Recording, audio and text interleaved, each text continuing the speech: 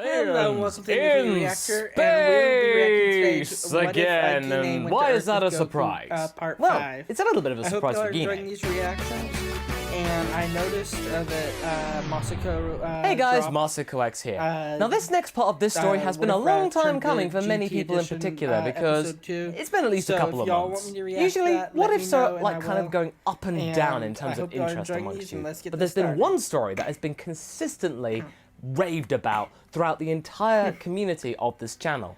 In fact, it's second only to the What If Raditz Turned Good story in terms of popularity, recognition, and just general love. For such a simple change, it made waves for every single Saiyan throughout the entirety of Dragon Ball. It removed any kind of mystery towards the Saiyan race, as well as omitting the iconic name that is Goku, because it wasn't necessary. I'm talking about, of course, what if Gine went with Goku to Earth? What might have happened had Gine, the mother of Goku, actually escaped, albeit accidentally, and was able to raise him alongside Grandpa Gohan? Peril, when it came to any kind of danger on Earth, wasn't really a factor. It was kind of moot, because when things got really tough, say when King Piccolo arrived and became the first real earth-shattering baddie to ever before Dragon Ball, Gine would have to step up and take hold and show that really she could have dominated right from the very beginning. She also realized that she could actually do stuff, because back on planet Vegeta, she was pretty weak, especially for a Saiyan, but here, on Earth, she ended up being the world's strongest.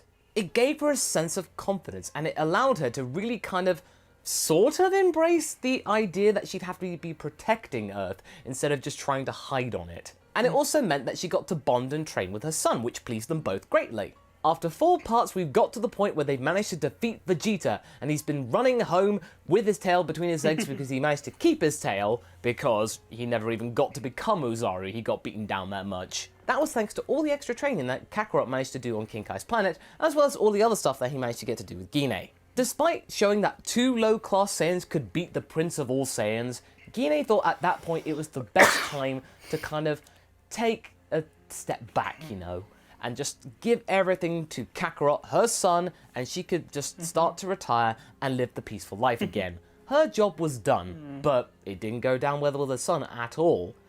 He really didn't know anything else apart from, you know, his mother fighting with him, and not having that is a massive traumatic shock. And yes, I know, she's still in her prime when it comes to her age, because Saiyans don't age the same as humans do, but in her mind, she's kinda done. But what saved Gine from retiring at this particular moment is the fact that everybody's getting in on it, and she's truly getting herself included in the family. Everyone's bonding together through the same common cause, and that really pleases her. It makes her feel wanted. Gohan and Chi-Chi are training with them as well, and for the first time in what seems like forever, she genuinely has a family. Planet Vegeta was a distant memory, but what wasn't a distant memory was the fact that they got to fix the problem of not having any Dragon Balls because young Kami got bested by Nappa. So there is a reason to go to Namek after all, so that whole chestnut is still being done. And we've still got to deal with Tenshinhan and Chaozu. As I touched upon in the previous part, the gang that goes to Namek is the same as it was in the original story, with the extra addition of Chi-Chi and Yamcha, because they are around, and Chi-Chi's more inclined to be with Gohan to really make sure that they get to train together, as well as making sure they actually does some studying. As for Yamcha, well, he wants to fight too, because Gine is just really good motivator like that, and they train well together. And also, it means he can be close with Bulma, which could have major ramifications later on, but for now, it's cute, they get to stay together, which is nice. Initially, Gine didn't want to go into space, because it just reminded her of all the bad memories of going around the stars, conquering planets, before she then became a cook. But Kakarot is able to convince her, just say, "Oh, come on, one last time, for all time's sake, you know? I really want you here." And besides, Dr. Brief says that they can get there in 6 days, do what they need to do, and come back. It's only for a couple of weeks, right? It is a training session, and sometimes they are fun with her son. In fact, nearly all the time they're fun, so... Alright, because it's you. She resolves her initial grievances and then goes along for the ride. Meanwhile, Vegeta returns to Frieza Planet 79 with his tail between his legs, as I said before. And he then recovers, as he does in the original story, and by the time he does, he finds out that Frieza is very displeased for the fact that he disobeyed any kind of orders and regulations that he'd given him. But at the same time, after finding out what happened on Earth and the fact that he came back defeated, it does make him feel very entertained. It does please the Emperor greatly. And then when Qui finds him and realizes that he still has his tail and that he didn't even get to go to his monkey form and he got beaten before he got the chance to do so, oh, that's just a riot. But Qui does deliver a message from Frieza and tells Vegeta, "Don't you leave the planet, you filthy monkey, because I want to come and talk to you." However, Vegeta has no intention of sticking around because somehow, much like in the original story, Vegeta managed to gain the ability to sense ki. It's a little bit rusty, he hasn't got the hang of it yet, as seen in the Namek saga. He's a little bit rusty with it, he still sometimes needs a scouter, but he's getting it. He knows enough that there's something going on, some kind of power which is very, very familiar, moving in space, which seems a little odd. He can't tell who it is, but the overall signature, it reminds him of that little scout party back on Earth. When Qui takes his leave, Vegeta then finds an escape pod and then goes off in hot pursuit of Gohan, Bulma, Chi-Chi, Yamcha and the others. He's thinking that now he's had his little Zenkai boost, he'd be able to beat down those twerps for sure, because surely they wouldn't have been able to get much stronger in that short space of time, right? Knowing that this whole transgression could mean certain death for him, Vegeta is very careful to make sure that his power is suppressed, so that means no one on the scouters will be able to see that it's him. It could at least buy him some time. And one important thing to note here is that Frieza and his forces aren't aware of the Dragon Balls just yet, so it means that at the moment, by the time the gang arrive on Namek, it's still a very peaceful place. By the time the gang arrive, they have, unbeknownst to them, a couple of days head start on Vegeta, so it means they can get started. They start off by going to nearby villages where they can sense Dragon Balls, and the gang and the families and the culture of all of Namek are a little bit more inclined to give Dragon Balls to these people because they don't look like a bunch of ne'er-do-wells. With Gohan and Krillin making one team, and Chi-Chi and Yamcha making the other, the two pairs are able to successfully gather Dragon Balls through polite requests, and saying, "Don't worry, we're not going to be doing anything bad." All the while, Bulma is setting up camp in a nearby cave, as is in the original story. They still need to go and get the Dragon Ball from Lord Guru, who does unlock everybody's potential while he's there, because, you know, he's a nice guy like that, at least in the original canon. Meanwhile, Gine and Kakarot have taken off and they're starting to train in intense gravity, and they're struggling at first. Initially, Gine had the upper hand because, coming from Planet Vegeta, she was somewhat used to the 10 times gravity, but when the gravity starts to increase, the gap between the two starts to erode. By the time they start to train in the 100 times Earth gravity, they're kind of level pegging in terms of ability.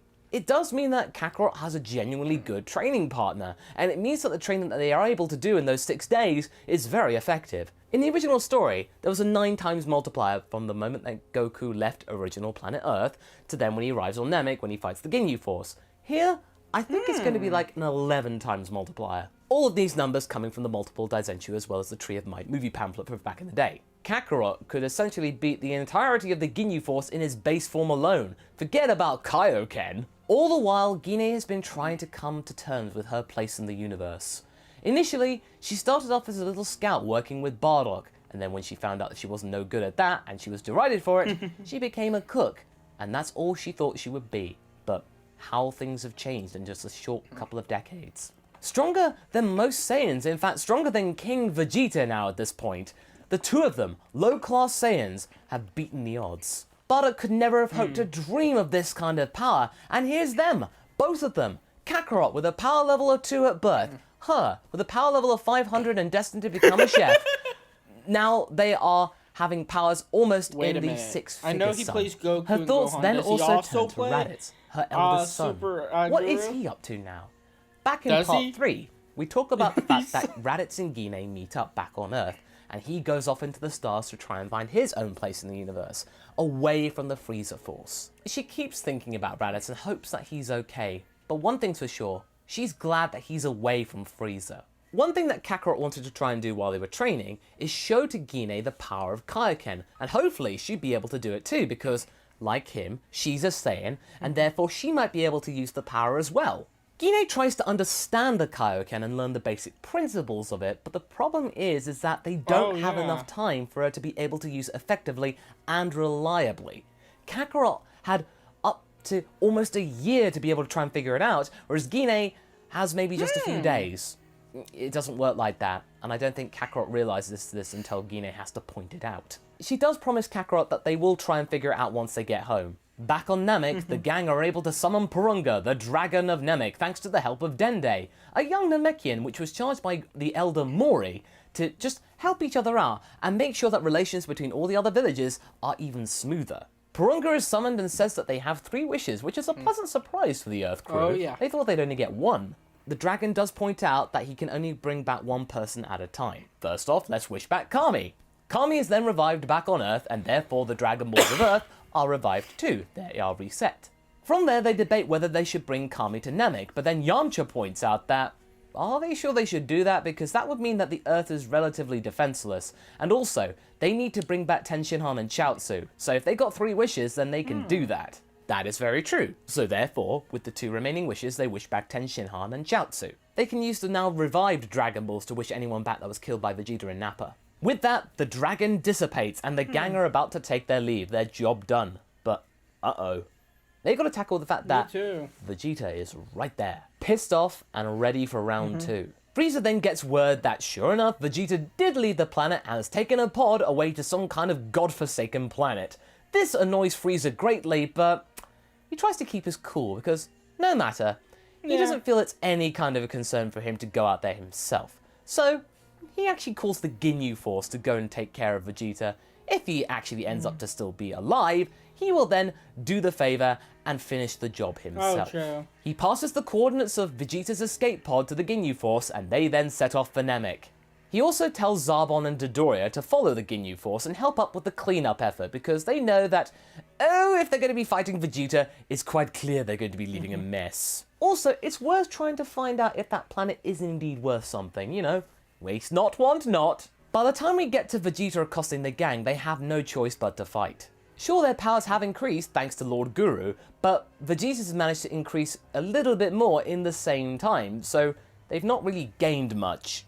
The fight begins with Vegeta showing his skills, despite being taken on by 4 people at the same time.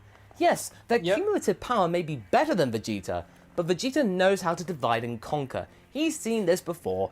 Oh, people trying to attack me at the same time. Oh, so amateur. In fact, he's actually able to get some hits on the group, which starts to get them worried. Realizing that this can only end badly for them, Krillin then whips out a solar flare and tells everybody to escape back to the cave, hide their power levels, and regroup, and hopefully they can just stay put and just hopefully leave when Vegeta's not looking. Yes, that's true. They're safe now, but they are stuck. If they ever try so much as try and get a little bit off the ground, even in their ship, Vegeta will be able to just come up to them and blast them out of the sky. So now it's a game of cat and mouse, with Vegeta being the very vindictive cat, taking out his rage on village after village, destroying person after person. Where's Kakarot and that Saiyan woman? They're not there. Well, they might turn up sooner or later, so he can actually have his fill with them too. They are a team after all, so they're bound to turn up. That way he can take them all out, kill 2 birds with 1 stone, and then go home in time for tea. Or hopefully try and survive. And I think that's where we'll leave things for now. In this story, Planet Namek, sadly, is still the subject of a massive spectacle. It just happens in a slightly different order. Kakarot and Gine are approaching Namek, but the Ginyu Force are too. Who's gonna get there first? And you know what? I'm gonna leave this up to a poll. I'm gonna let you decide who gets to Namek first. Your actions could change the story. Is it Kakarot and Gine? Okay, can y'all just tell me what voices does he So what do you play in guys the think? VCA? Do you think Gine will go out in a blaze of glory? And how do you think them all. Vegeta's It's going to get out of this ridiculous. mess? What voices Leave a does comment he do? below and let's get this discussion going. Anyway, I hope you enjoyed this video. Until the next one, Also, be sure to does like and Kagi, subscribe. I think that's Catch you his later. name, do Roshi, because he does a very good impression of Roshi, and he has a big reaction channel.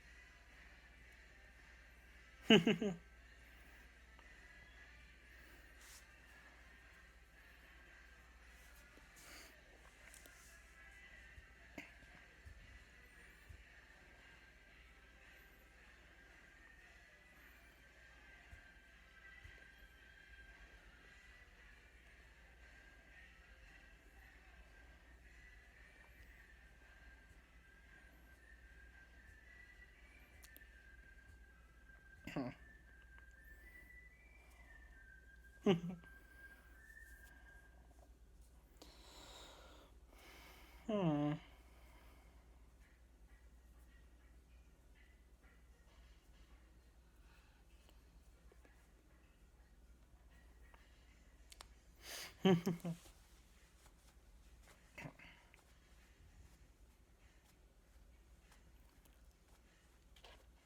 Oh, don't! Damn it! I wanted to hear more.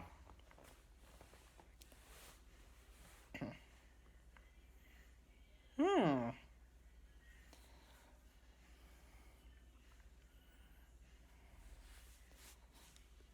Damn it! I wish I could have been a part of that poll when this episode came out.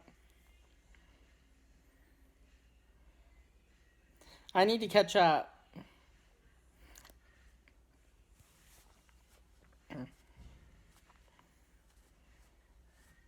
Oh, I sure as hell did. As he said, like and subscribe to him because he's the king of DVZ. His videos are awesome, and I love this one and What If Rats Turn Good are my two favorites. This is so good. I mean, I like the What If Goku was female one a little bit, but I've put that one on hold for now to do these two for y'all because these are the two top hitters. And I hope y'all are enjoying this, and I'll try to find some time to squeeze out the What If Rats Turn Good new episode that came out if y'all want me to react to that. Let me know if y'all do, and I will. And thank y'all for everything.